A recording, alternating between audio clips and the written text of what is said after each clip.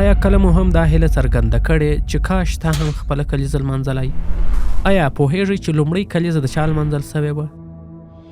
په لومړي ځل په لرغوني مصر کې د فرعون کلیزه ولمانځل سوه. دا لمانځل د اوسنیو لمانځنو په څېر د فرعونیانو د زیږېدنې د ورځې لمانځل نه و، بلکې د هغې ورځې لمانځل و په کومه ورځ چې به فرعون ته د خدای حیثیت ورکول کېدی. یعنې دی به د خپلو پیروانو لخوا په رسمي ډول خدای وبلل سو، چې په همدې ورځ به خلکو فرعون ته د ده د خوشحالۍ د شیبو څخه په استفاده هر ډول حاجت وړاندې کاوه، د زړه غوښتنې به یې کولې او فرعون به ورپوره کولې. همدا د کلیزې لمانځلو او حاجت غوښتلو په شکل کې د باطلو خدایانو د عبادت طریقه او دود بیا په همدې ترتیب ورو ورو د روم په حکومتونو او پادشاهانو کې هم عام سو.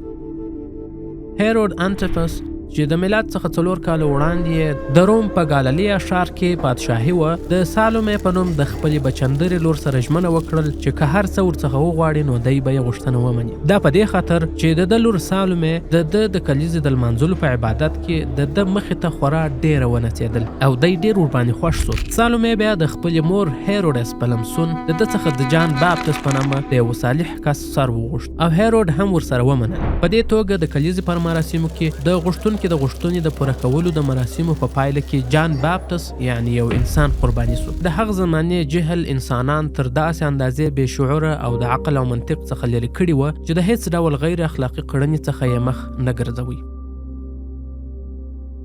دا چې په روم کې د هغه زمانې مشرکینو د الله تعالی جل جلاله سره د انسانانو پرته د لمر، سپوږمۍ او بتانو په څیر نور مخلوقات هم شریک نیولي وه، نو د سپوږمۍ عبادت کوونکو چې دې خدای ته د ارټمای یا ارټمس نوم ورکړی و هم دا هوډ وکړ چې د انساني خدایانو په څیر به دوی هم خپل خدای ته د فرعوني کلیزې په څیر عبادت کوي. په اصل کې دوی دا انګیرل چې سپوږمۍ موږ ته اولاد راکوي او د ښځو ساتنه کوي. د عبادت په دې مراسمو کې به د سپوږمۍ عبادت کوونکو د عسلو، اوړو یا اوربوشو څخه چې کله کله به شیدې او کوچې هم ورسره وه د بشپړې سپوږمۍ په څیر یو څه جوړ کړل چې اوس همدې ته کیک ویل کیږي. سربیره به یې کوچني اورونو پر بال کړل. دې کیک به د سپوږمۍ او اورونو به یې د ځلېدلو نمایندګي کول. په دې وخت کې به دوی هم اور ته خپلې ټولې غوښتنې لکه د روحي او جسمي ناروغیو د علاج غوښتنه، د دښمن څخه ساتنه، د ماشوم سالمه زیږېدنه وویلې. او د دې سره به یې د خپل سپوږمۍ خدای سره دا وعدې هم کولې چې که ته زما دا غوښتنې راپوره کړې نو زه به ستا دپاره نور قرباني هم وکړم. تر دعا وروسته به یې اور په قصدي ډول مړ کړ تر څو دود د دوی دعاوې لوړ طرف ته یوسي. دوی په دې باور وه چې اور د دوی دعاوې اورېدلې دي او دود به یې تر سپوږمۍ پورې ورسوي. تر دې وروسته به یې همدا کیک ټوټه ټوټه کړ او د عبادت کوونکو په منځ کې به یې تقسیم کړ. تر دې وروسته به د نڅا، سندرو او ډولونو نوبت سو. همدا سندري، نڅا او سازونه هم د عبادت برخه وه. دا کارونه د ساتیري او سرګرمۍ په توګه نه کېدل. دا چې جهل او ناپوهي خورا ډېره خپره سوې وه نو انسانانو هر هغه څه ته د خدای نسبت کاوه چې دوی به یې په حقیقت نه سوای پوهېدلی یا به تر دوی قوي وو. دا چې نارینه په ټولنه کې قوي وو او د کورنۍ نفقه د ده پر غاړه وه، جنګ یې کولی سو او خلک یې کنټرولولی سول، نو په پخواني روم کې داسې فکر کېده چې نارینه هم د خدایي روح خاوند دی. نو په همدې ترتیب لومړی د زورواکو نارینه‌وو همدا ډول عبادت او لمانځل پیل سول او وروسته همدا لمانځل بیا د روم په عامو نارینه‌وو کې هم عام سول، ان تر دې چې په همدې ډول به د مالداره ښځو لمانځل هم کېدل. د فرعون کلیزه په هغه ورځ لمانځل کېدل چې کله به په اصطلاح د خدایي درجې ته د فرعون ارتفاع وسول، نو د رومي نارینه‌وو لمانځل بیا د زیږېدنې په ورځ ولې کېدل. دا چې دوی فکر کاوه چې د نارینه‌وو په شان د واکمنو کسانو خدایي روح د دوی سره د زیږېدنې په ورځ یو ځای کېږي، نو مناسبه ده چې همدا ورځ ولمانځل سي. د وخت په تیریدو سره دا عبادت دومره عام سو چې د خلکو څخه یې اصلي علت هیر سو او یوازې د کلیزې لمانځلو په نوم په خلکو کې دومره عام سو چې آن اوس د ماشومانو کلیزه هم لمانځل کیږي. په اوسنۍ نړۍ کې اوس هم داسې قومونه یا اشخاص شته چې همدا د کلیزې د لمانځلو عبادت په هغه اصلي شکل او نیت ترسره کوي.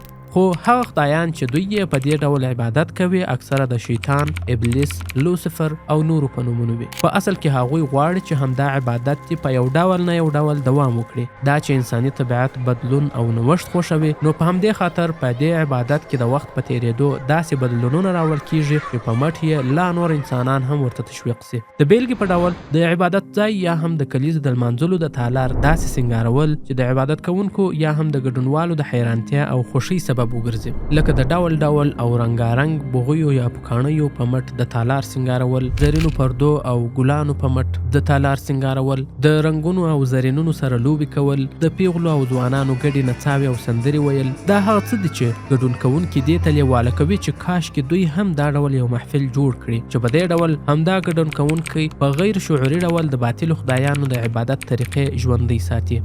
دا چې تاسو د کلیزې لمانځلو په اصل او ریشه باندې خبر سواست، نو اوس د ځان سره دا څو پوښتنې ځواب کړئ چې په کلیزه کې د کیک خوړلو یا کیک ویشلو پر ځای ولې کیک پرې کول ویل کیږي؟ داسې بریښي چې د اوسنیو کلیزو د لمانځلو مراسمو ته کیک د خوړلو په نیت راوړل کیږي. خو که تاسو د هغه چا قصو ته غوږ شئ چې په دې مراسمو کې یې ګډون کړی وي او یا یې په خپله دا ډول مراسم جوړ کړي وي، نو دوی وایي چې موږ بیا کیک پرې کړ. د کیک پرې کولو مراسم مو ترسره کړل چې همدا د کیک پرې کول هماغه د جاهلیت د باطلو خدایانو د عبادت د وخت څخه یو رسم په هماغه پخواني او اصلي شکل را پاته دی. که نه نو ولې داسې نه ویل کیږي چې کیک مو وخوړئ یا هم کیک مو وویشئ؟ همدې چارې ته ولې په ځانګړي ډول د مراسمو نوم ورکول کیږي؟ هر ډول مذهب په یو ډول نه یو ډول د قربانۍ مراسم لري. آیا په کلیزه لمانځلو کې د کیک پرې کولو همدا مراسم د قربانۍ په شکل نه دي؟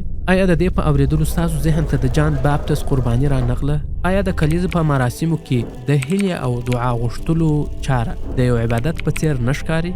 که چیرې دا مراسم یوازې د خوشحالي او ساتیري لپاره وي، نو بیا ولې په یو خاص ترتیب سره ترسره کیږي؟ آیا امکان نه لري چې دا خوشحالي دې په بل ډول ولمانځل سي؟ مثلا اړینه ده چې کیک دې حتما موجود وي. د کیک پر ځای بل څه هم د ګډونوالو ترمنځ ویشل کېدای سي. اړینه نه ده چې حتما به نڅا او سندرې ویل کیږي. د ګډونوالو د خوښۍ لپاره ډیر نور څه هم کېدلای سي. د وروستۍ پوښتنې په توګه دا چې تاسو د کلیزې لمانځلو د مراسمو په اصل او ریښه خبر سواست، نو تاسو به د خپلې راتلونکي کلیزې په مراسمو کې کوم بدلون راولئ؟